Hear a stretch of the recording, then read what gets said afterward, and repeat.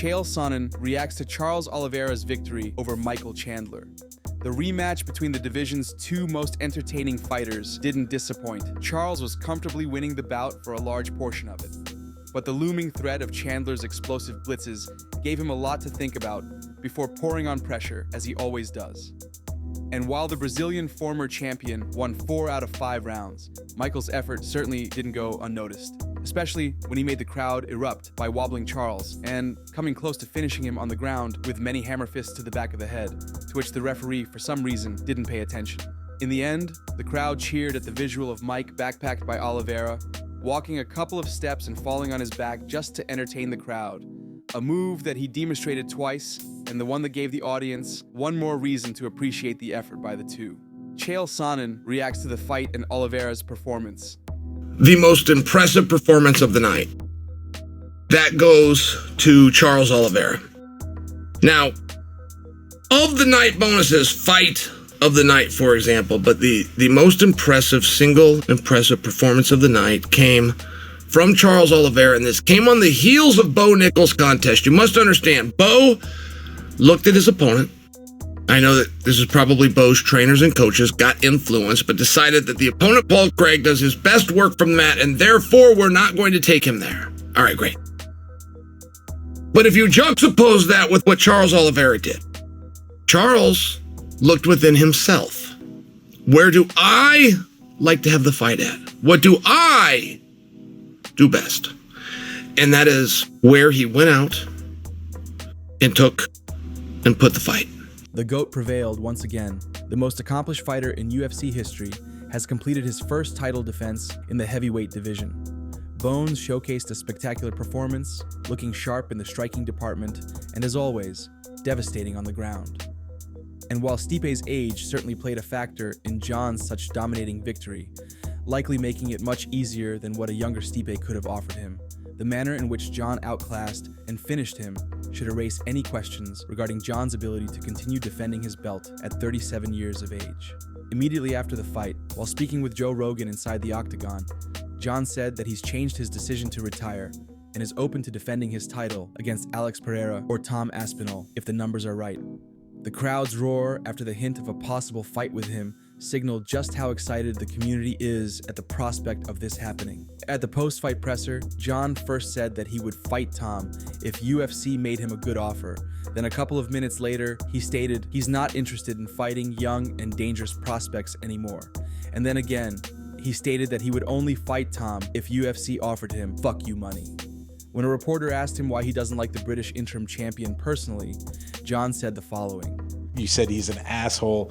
A lot of people in the media kind of laughed about that, and even the U.S. broadcast is saying, like, what is he talking about? Tom Aspinall's the nicest guy on the planet. He never disrespects Jon. He says nice things about Jon. There's a lot of people. So what specifically has he said or done to make him an asshole? There's just a lot of people on his nuts right now. But what has he done, though?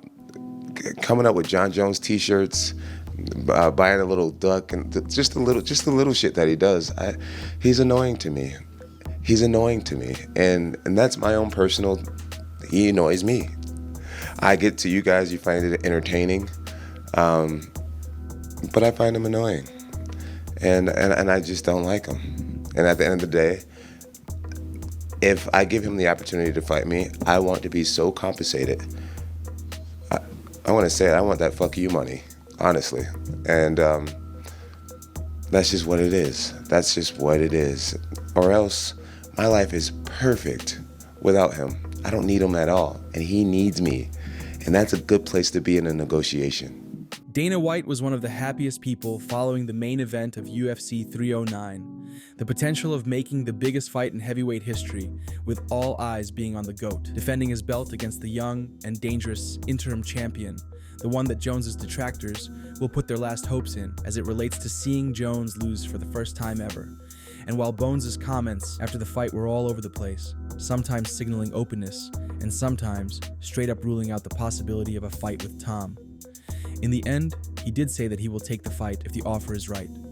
Dana, for obvious reasons, dismissed Jon's desire of fighting Alex Pereira, saying that the only way that fight would happen is if both of them practically begged for it. But even in this context, this would have to happen after the Tom fight. Dana was also receptive to Jon's comments about getting well compensated for the bout to materialize. It's safe to say the fight that the fans want to see is certainly possible to take place, but we will have to wait for any meaningful updates. In one of the most interesting moments at the press conference, Dana explained to reporters that his opinion of Jones's achievements has nothing to do with their personal relationship, as it has never been great. Outside of what? His fighting career? Yep, outside of the cage. Like as friends. Me and Jon Jones never got along outside of the cage. We've had a horrendous relationship for 16 years. Not 16, call it 10, 12.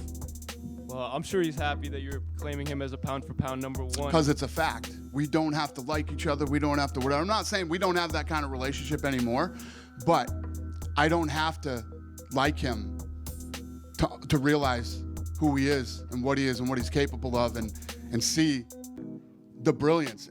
You know, he is the best to ever fight in a fucking fight, period.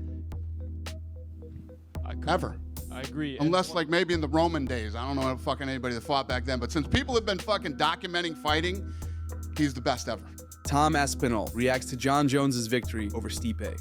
The interim heavyweight champion was attending the event, and after Bones' finish of Stipe, he was the second person in the center of attention. UFC showed his face on the screen during Jon's speech, and the crowd cheered when hearing Jon's open to fighting him. One of the main reasons Tom wanted to be in attendance, by his own admission, was the opportunity to witness Jon's performance in person in order to get a better feel of his skill, and most importantly, speed. Following the fight, Tom joined the desk analyst to give his reaction to the main event and speak about the potential fight with Jones. Tom claimed that he's still confident about beating Jon, but acknowledged that his judgment might be faulty. He didn't find the Stipe fight and its outcome surprising, saying that it played out exactly how he thought it would. Whether he gets the opportunity to fight Bones or not, and when, is up in the air, but the interim champ is doing everything in his power to get a crack at the GOAT. Were you watching that and thinking exactly what you would be doing in those situations? Was it that kind of night? Of course, and I've only seen Jon Jones fight on the TV before. This is the first time I've ever seen him up close. And I was sitting, you couldn't have got any closer, you know what I mean? I was almost in arm's length from the UFC octagon. And you guys know, it is way different watching it on TV and watching it up close. And I am so happy that I got to see an up-close version of what Jon Jones looks like at 37, 38 years old on the back end of his career, and I'm very satisfied. What stood out? Just the speed. Just the speed. There is no chance that he can. I don't want to say too much. You know what I mean? I gotcha.